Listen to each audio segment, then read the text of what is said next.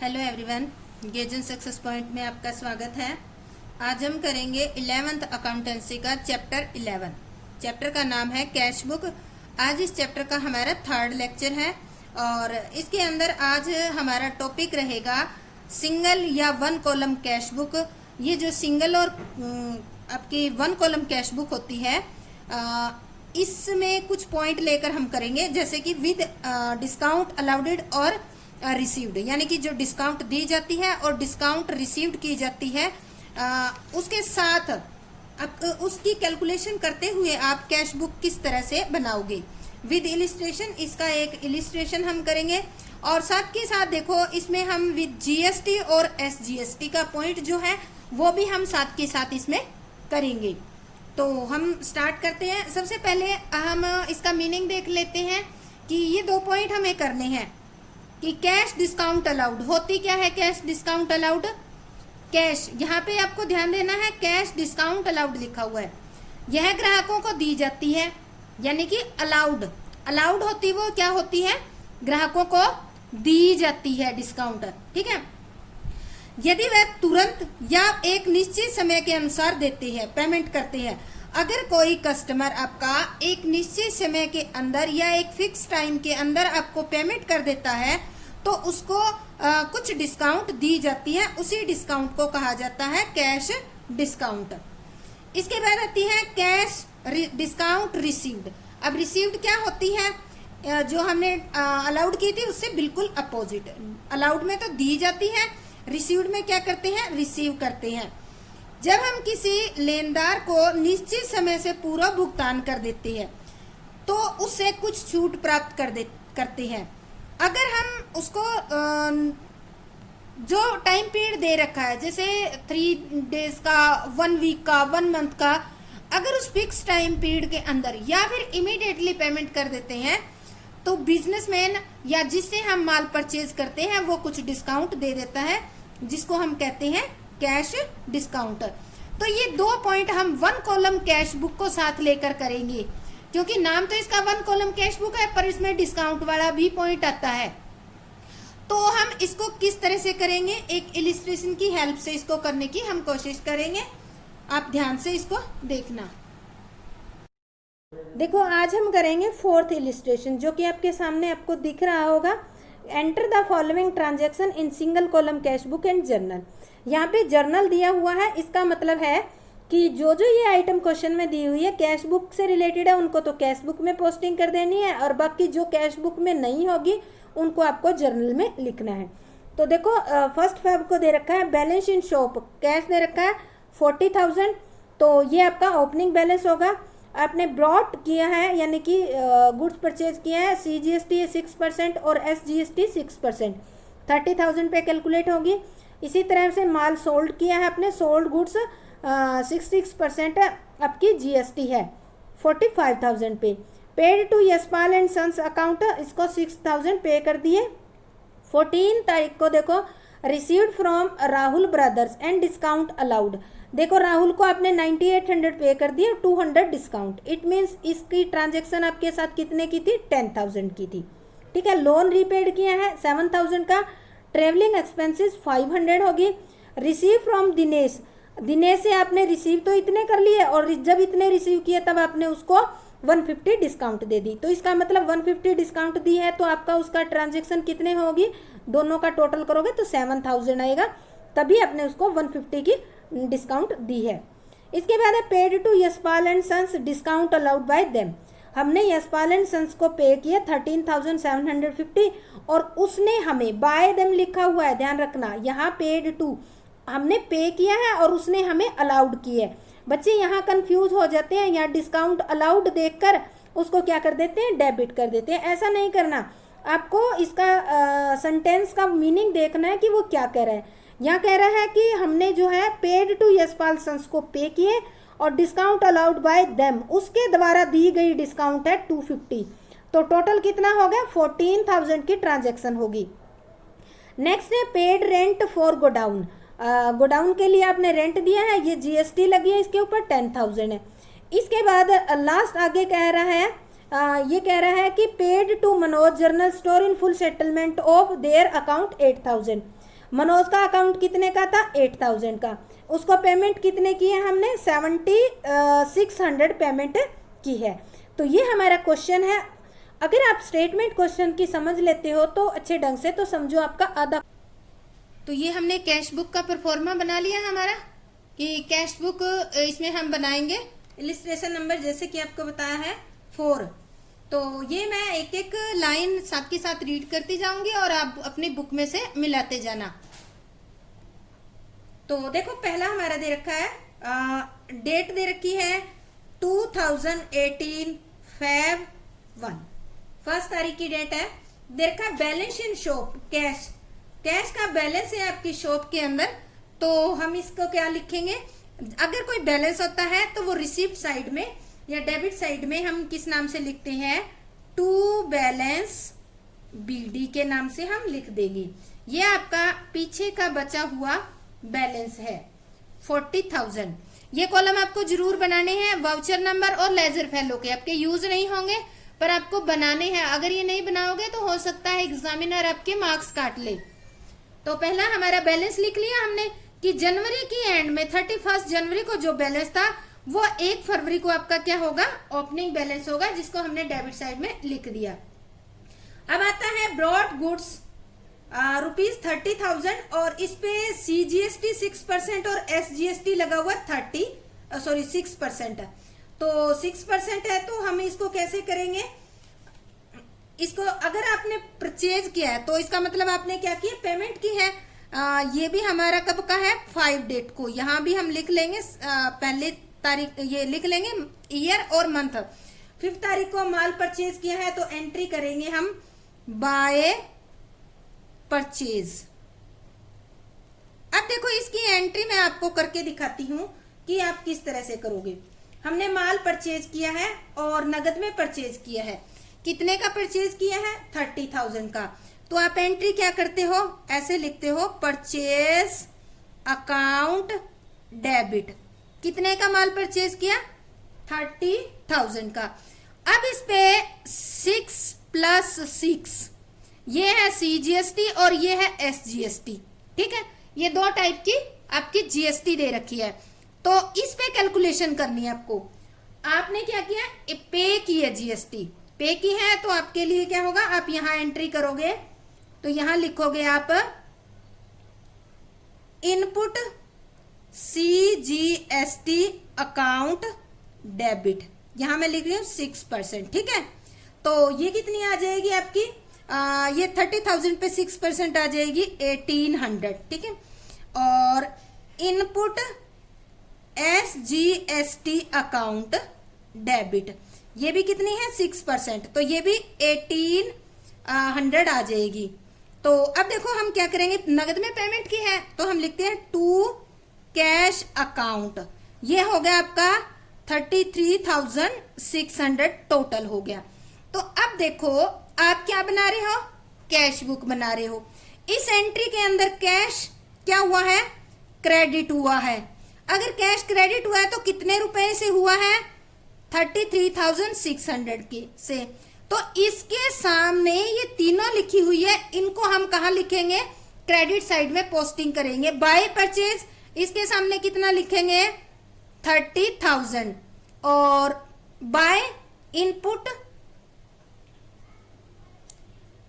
CGST 6% और by input SGST ये percentage लिख देना। देखो कितनी है, हमने परचेज 30,000 लिख दिया। अब एंट्री के अकॉर्डिंग इनपुट CGST 1800 है तो हम इसके सामने 1800 लिख देंगे। इनपुट SGST है तो ये हम यहाँ पे 1800 लिख देंगे। तो इस तरह से हम क्या करेंगे, हमारे कैश बुक या कैश अकाउंट जो है वो क्रेडिट हो रहा है। यहाँ मैं अकाउंट भी लिख देती हूँ, ये सेम होता है बुक और अकाउंट का, कोई अलग नहीं होता। अगर अकाउंट का है तो भी इस तरह से बनाना है, बुक का है तो भी कैश बुक इसी तरह से बनानी है। तो इस तरह से एंट्री करके अब देखो इसके अंदर इसके सामने जितना क्रेडिट हुआ है उतनी अमाउंट कितने कहाँ है, क्रेडिट में ही है, तो हम सारी की सारी यहाँ क्रेडिट साइड में पोस्टिंग कर देंगे। तो ये हमारी एंट्री होगी 5 तारीख को। 7 तारीख को दे रखी है sold goods ₹45,000 CGST 6% and SGST 6% दे रखा है। माल बेचा है तो इसका मतलब आपके पास रुपए आए हैं।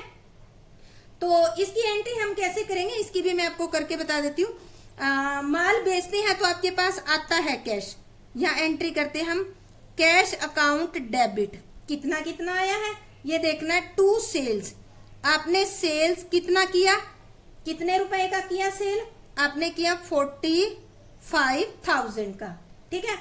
इसके बाद आपने क्या किया है, इस पे भी यही आपने CGST दी है 6%, तो ये कितनी हो जाएगी, 45,000 पे 6% हो जाएगी।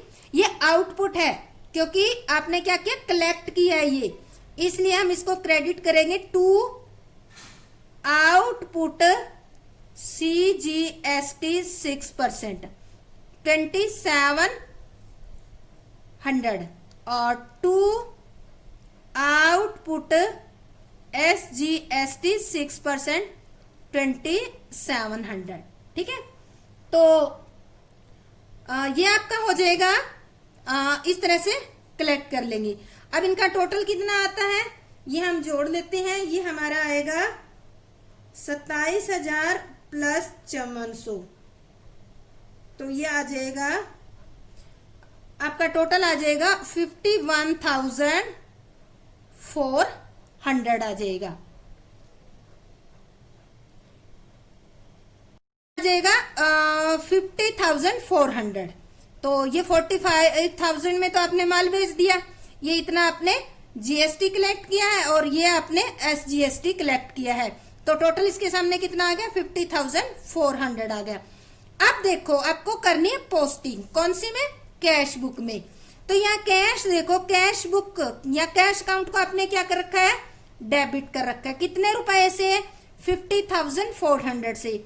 तो हम क्या करेंगे, ये जितने क्रेडिट में इसके सामने इसका ही टोटल बनता है ना, ये इक्वल है, तो हम इन सब को हम क्या करेंगे, डेबिट साइड में यहाँ पोस्टिंग में लिख देंगे 2, यूं के यूं लिख देंगे हम 2 sales account 45,000 to output CGST, ये परसेंटेज लिखना 2700 और टू आउटपुट SGST 6%, ये भी 2700।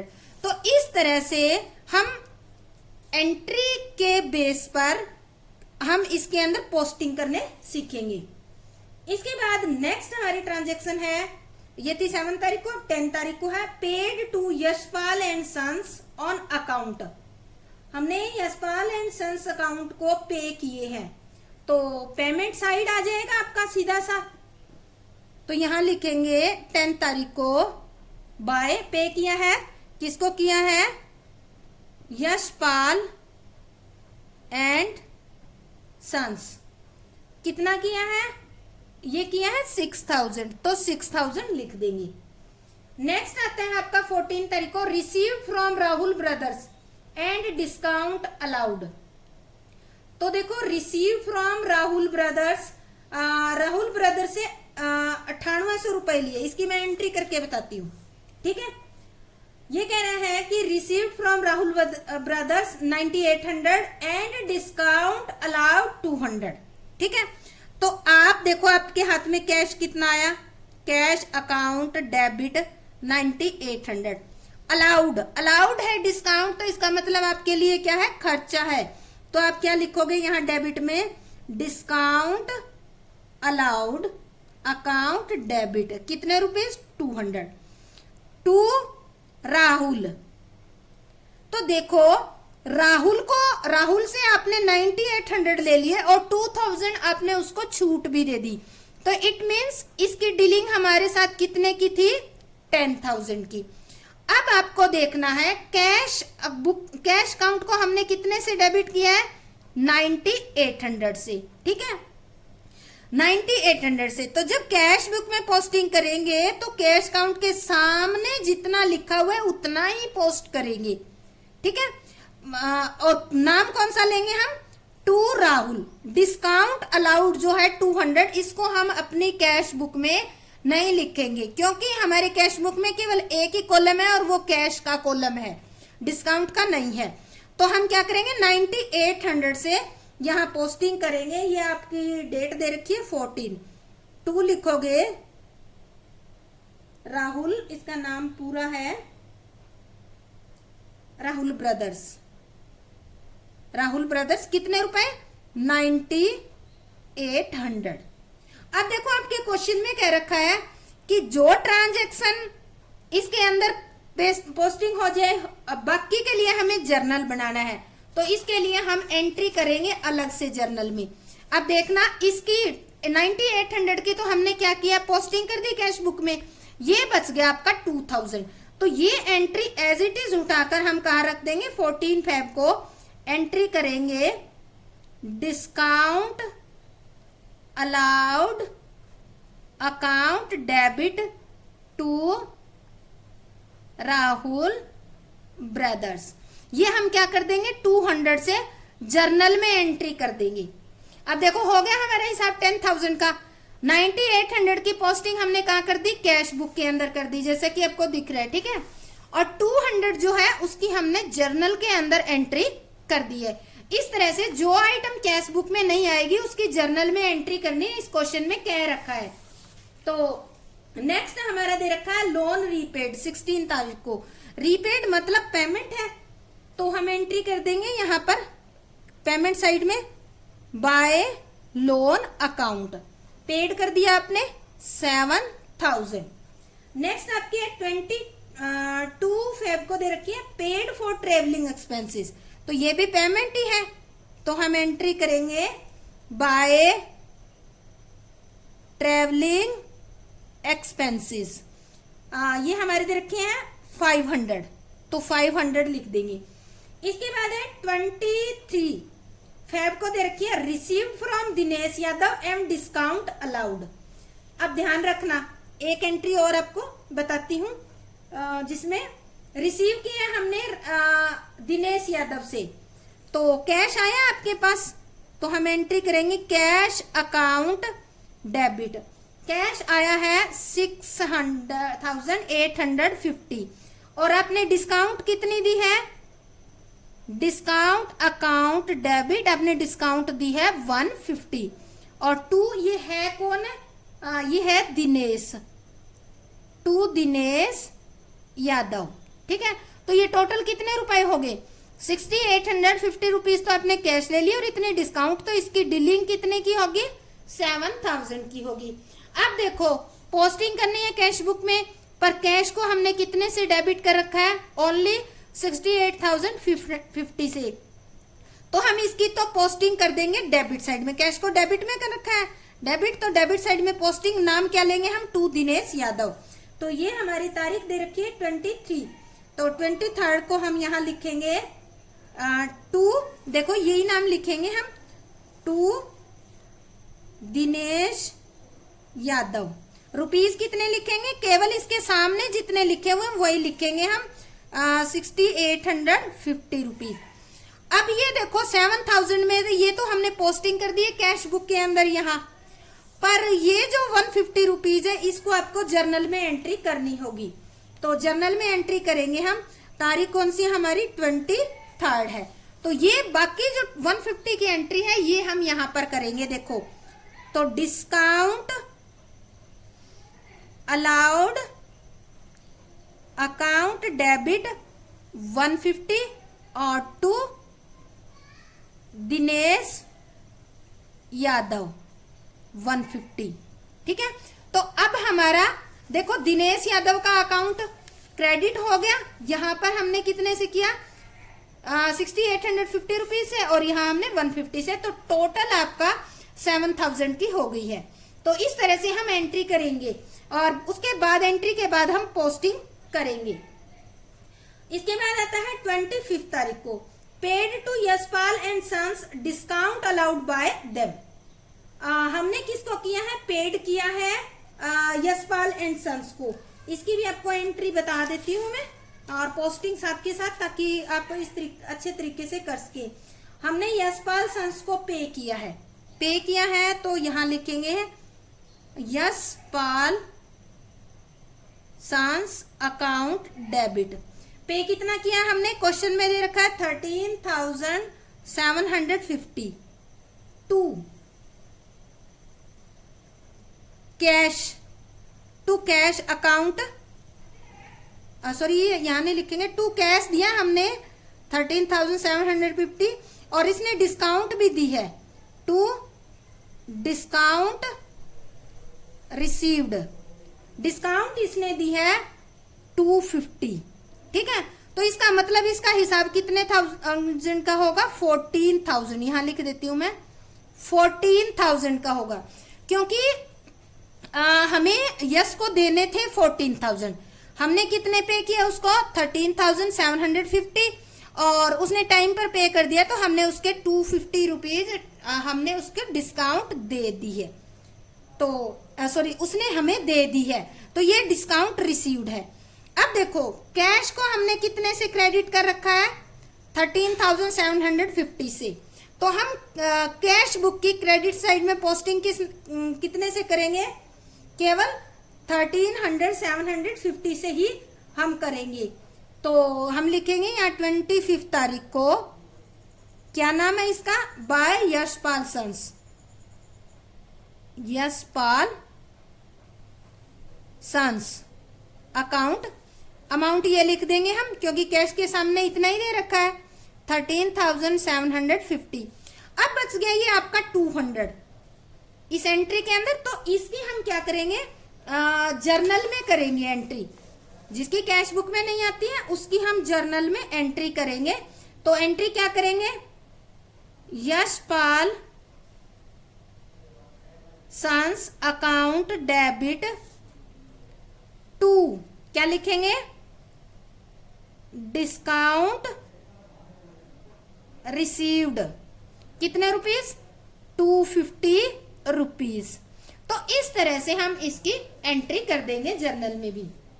अब आते हैं नेक्स्ट है हमारा 28 तारीख को, पेड रेंट फॉर गोडाउन और सीजीएसटी और एसजीएसटी 6% दे रखा है, पेड टू मनोज जर्नल, अच्छा गोडाउन के लिए हमने रेंट पेड किया है। ठीक है, तो हम यहां लिखेंगे 28 तारीख को बाय रेंट, रेंट हमने कितना दिया 10,000। ठीक है, अभी इसके ऊपर जीएसटी भी है, तो सीधी सी बात है जीएसटी भी क्या आएगी, बाय इनपुट सीजीएसटी 6%, 10,000 पे 6% कितने हो जाएंगे आपके 600, और बाय इनपुट एसजीएसटी भी 6%, तो ये भी कितने आ जाएंगे 600 आपके आ जाएंगे। अब इसके बाद लास्ट एंट्री दे रखी है, paid to Manoj general store in full settlement of their account. देखो 8,000 रुपए का इसकी ट्रांजैक्शन थी और इसको पेमेंट कितनी की है 7,600। ठीक है, तो अब देखो इसकी एंट्री आपको मैं समझाती हूँ क्योंकि इसकी जर्नल में एंट्री करनी पड़ेगी।